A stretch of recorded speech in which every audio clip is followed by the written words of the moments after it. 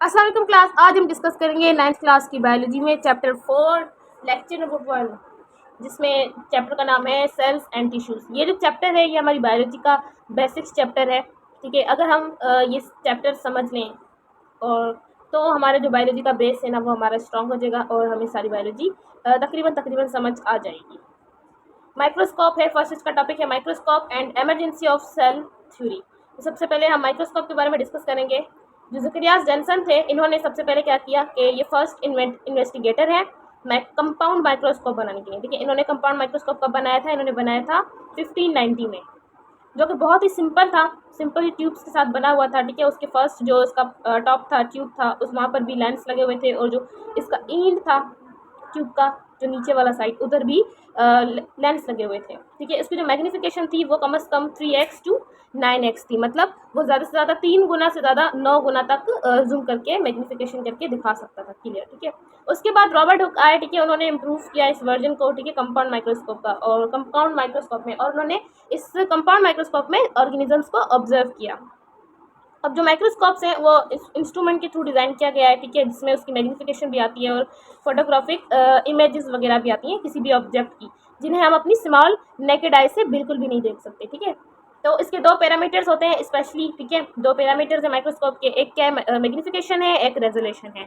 सबसे पहले हम देखेंगे मैग्नीफिकेशन। मैग्नीफिकेशन क्या है? सिंपल डेफिनेशन है, enlargement of image is called magnification. मतलब किसी भी इमेज को बड़ा कर दिखाना, उसको हम मैग्नीफिकेशन बोलते हैं। अब क्या है द नंबर ऑफ लेंसेज। अगर हम लेंसेज को एक करेक्ट मैनर में रखें, ठीक है, करेक्ट सीक्वेंस में रखें, और तो ये एक हाई मैग्नीफिकेशन वैल्यू की हमें इमेज मिलेगी। ठीक है, जो मैग्नीफिकेशन की जो वैल्यू आएगी, और जो मैग्नीफिकेशन मतलब उसका जो जूम अप करने वाला जो सिस्टम है वो बिल्कुल क्लियर होगा, मतलब जो मैग्नीफिकेशन का काम है वो बहुत ही अच्छा होगा। ठीक है, उसके बाद क्या है कि रेजोल्यूशन है, उसके बाद आती है रेजोल्यूशन। तो अब रेजोल्यूशन में अब क्या होगा कि रेजोल्यूशन की सिंपल डेफिनेशन है the smallest distance between 2 points. बिल्कुल स्मॉलेस्ट डिस्टेंस है 2 पॉइंट्स के बीच में। जस्ट लाइक इसको अगर हम देखें तो एक पॉइंट ये है, ओके, दूसरा पॉइंट ये है। ये अब 2 पॉइंट हमें ठीक से दिख नहीं रहे, लेकिन रेजोल्यूशन का काम क्या है कि ये दोनों पॉइंट्स को अलग अलग करके दिखा देगी। ठीक है, the smallest distance between 2 points, 2 point के बीच में जो छोटा सा स्मॉलेस्ट डिस्टेंस होता है ना, बिल्कुल छोटा सा फासला on specimen that can be still distinguish as to separate object, उसको वो सेपरेट करके दिखा देती है। It helps to measure clarity of object.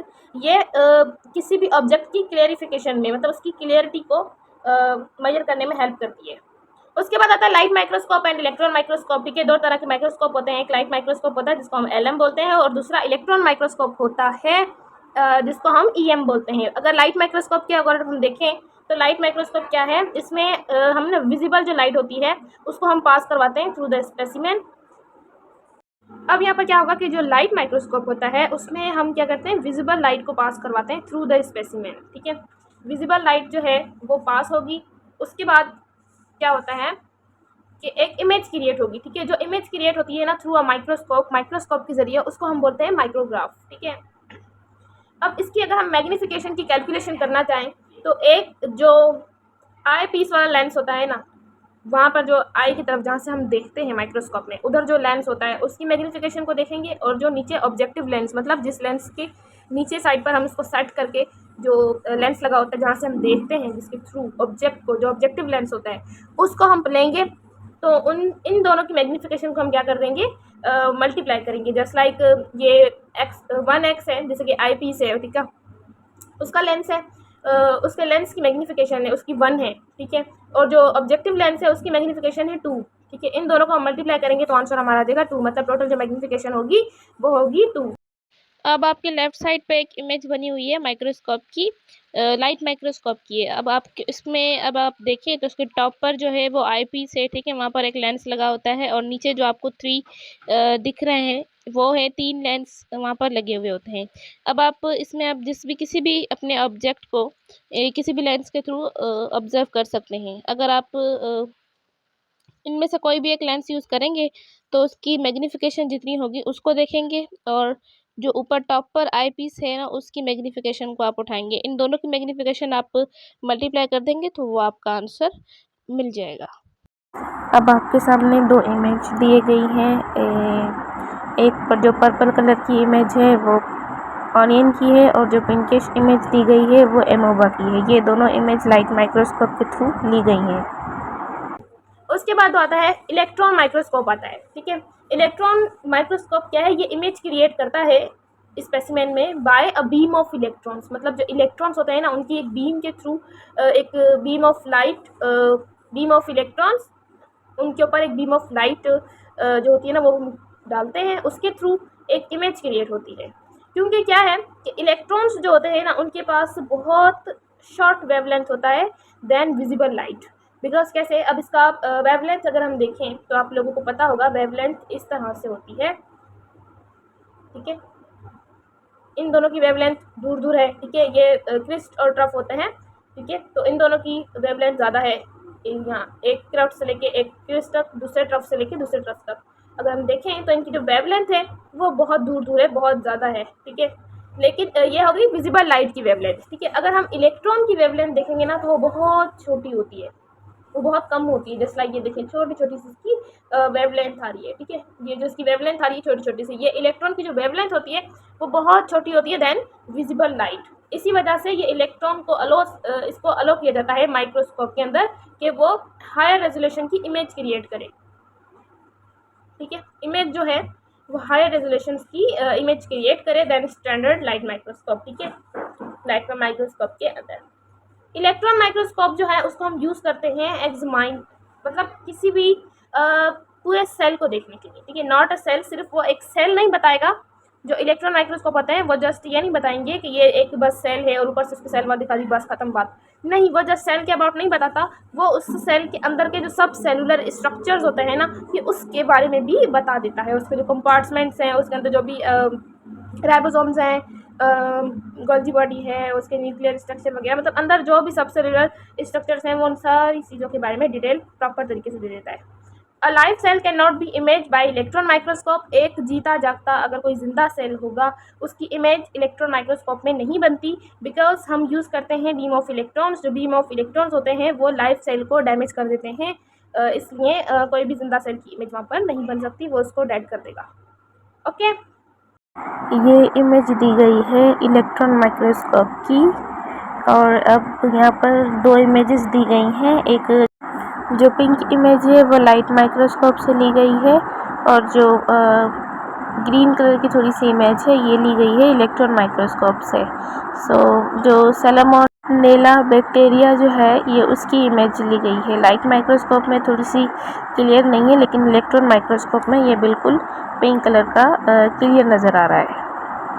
उसके बाद क्या आता है, electron microscope has a resolution. उसके पास रेजोल्यूशन है एज स्मॉल एज 0.2 नैनोमीटर।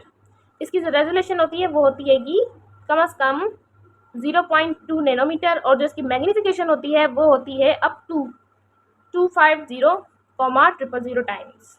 ठीक है, अगर हम लगाएं तो 250,000 टाइम्स इसकी जो मैग्नीफिकेशन ज़्यादा होती है। ठीक है, there are two major types of electron microscope. ठीक है, दो टाइप्स होती हैं अब इलेक्ट्रॉन माइक्रोस्कोप की। एक कौन सी? एक होती है स्कैनिंग इलेक्ट्रॉन माइक्रोस्कोप जिसको हम SEM भी बोलते हैं, और एक होती है ट्रांसमिशन इलेक्ट्रॉन माइक्रोस्कोप जिसको हम TEM भी बोलते हैं।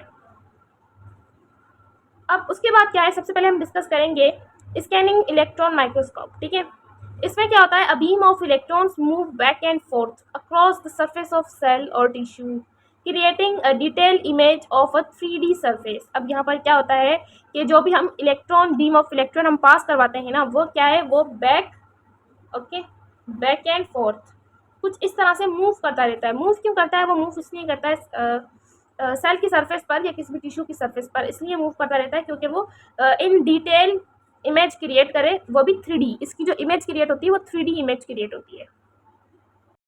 अब ये जो आपको इमेज दी गई है ये दी गई है SEM माइक्रोस्कोप की, और साइड में जो एक इमेज क्रिएट हुई हुई है वो हुई हुई है एम्फीपोड की, जो कि 3D इमेज है। और जो बैक पे आपने माइक्रोस्कोप देखा इलेक्ट्रॉन माइक्रोस्कोप वो TEM माइक्रोस्कोप था और उसकी आपने इमेज भी देख ली बैक पर। उसके बाद आता है transmission electron microscope.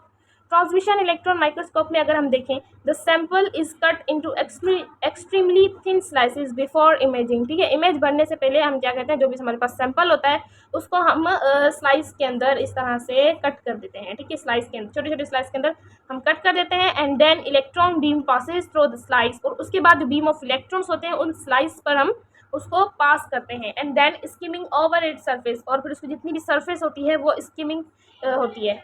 It often use to obtain detail images of internal structure of cells. अब ये करते क्यों हैं, ये इसलिए इस्तेमाल करते हैं क्योंकि अक्सर डिटेल इमेज चाहिए होती है और इंटरनल स्ट्रक्चर ऑफ सेल्स के लिए, मतलब सेल्स के अंदर जितने भी इंटरनल स्ट्रक्चर्स हैं ना उनके लिए, और उसकी डिटेल इमेज निकल के आए, ये ट्रांसमिशन इलेक्ट्रॉन माइक्रोस्कोप करता है। ठीक है, इतना समझ आ गया होगा आई होपफुल। अब हम डिस्कस करते हैं history of the development of cell theory. Microscope के बारे में सारा डिस्कस हो गया, अब हम डिस्कस करेंगे सेल थ्योरी के बारे में कि सेल थ्योरी जो है वो अपनी हिस्ट्री में किस किस तरह से किस किस लेवल पर डेवलप्ड होती आई है। तो सबसे पहले अगर हम देखें तो 1665 में रॉबर्ट हुक थे, जो कि इंग्लिश साइंसदान थे। ठीक है, उन्होंने क्या किया, एक हनी कॉम्ब लाइक स्ट्रक्चर लिया। ठीक है, जो प्लांट का एक पार्ट होता है जिसको हम कॉर्क बोलते हैं, उसके स्लाइस लिए, उसको प्रिमिटिव कंपाउंड माइक्रोस्कोप में यूज़ किया, और उन्होंने देखा कि उसकी सिर्फ सेल वॉल्स नज़र आ रही हैं। And this was dead tissue, जो कि डेड टिश्यू था। ठीक है, उसकी सिर्फ और सिर्फ सेल वॉल्स नज़र आ रही थी। तो फिर क्या हुआ, उन्होंने देखा कि ये डेड सेल है। ठीक है, उसे उन्हें जस्ट हॉलो स्ट्रक्चर मिला सेल का, जस्ट होल्स नजर आए और साइड में उनको सेल की सेल वॉल मिल गई, बस उसको अंदर बाकी कुछ नज़र नहीं आया, उनको होल स्ट्रक्चर मिला, तो उस होल स्ट्रक्चर को इन्होंने टर्म दे दिया सेल्स। ठीक है, हर मतलब उनको हॉलो स्ट्रक्चर्स नजर आया, उन्होंने उसको नेम दे दिया cells for this individual compartments ही था, क्योंकि उन्होंने इंडिविजुअल कंपार्टमेंट देखे थे सेल्स के। ठीक है, कुछ इस तरह से एक होल था, फिर दूसरा होल था, फिर तीसरा होल था, ये चौथा, ये सब मिले मिले जब उन्होंने होल देखे कि एक होल स्ट्रक्चर है, ठीक है, होलो स्ट्रक्चर है, तो उन्होंने फिर नाम दे दिया कि भाई ये अब सेल है। जी, तो अब ये इमेज है रॉबर्ट हुक ने जो ऑब्जर्व किया था हनीकॉम्ब लाइक स्ट्रक्चर, जो कि प्लांट का एक पार्ट था कॉर्क, उसमें ये प्रिमिटिव कंपाउंड माइक्रोस्कोप था, ये जो साइड में इमेज दी गई है इसके थ्रू इसने ऑब्जर्व किया था उसको। ये हॉलो लाइक स्ट्रक्चर जो साइड में इमेज है ना, ये दिखाई दिए थे सारे हॉलो लाइक स्ट्रक्चर, उसकी सिर्फ सेल वॉल नज़र आ रही थी, और तो उसने हॉलो लाइक स्ट्रक्चर थे तो उसने सबको टर्म दे दिया एज कि ये सारे सेल है। फिर 1617 में क्या हुआ, फिर एक लिविंग सेल देखा गया। सेल देखा किसने, एंटोन वान ल्यूवेंसॉक, इन्होंने देखा था एक लिविंग सेल देखा। अब ये क्या थे, ये कौन थे, ये बायोलॉजिस्ट थे। ठीक है, इन्होंने कहाँ से लिविंग सेल देखा था, इन्होंने देखा था pond, from pond water with microscope, मतलब पॉन्ड का जो वाटर था उसमें देखा था माइक्रोस्कोप के थ्रू।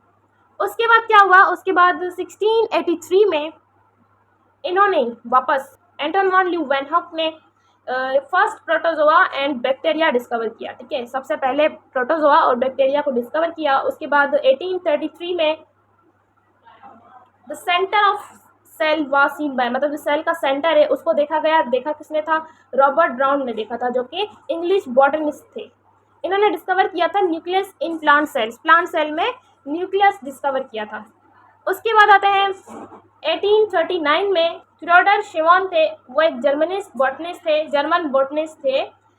वो आए, उन्होंने क्या किया कि कंक्लूजन की दैट नॉट ओनली प्लांट्स, सिर्फ प्लांट्स में ही नहीं but animal tissue as well as composed of cell, कि सिर्फ प्लांट्स ही नहीं, एनिमल्स भी, एनिमल टिश्यूज ये सब भी बने हुए हैं सेल्स के साथ। उसके बाद 1839 में ही फिर क्या हुआ, format cell theory point, cell theory के पॉइंट्स वगैरह बना दिए गए।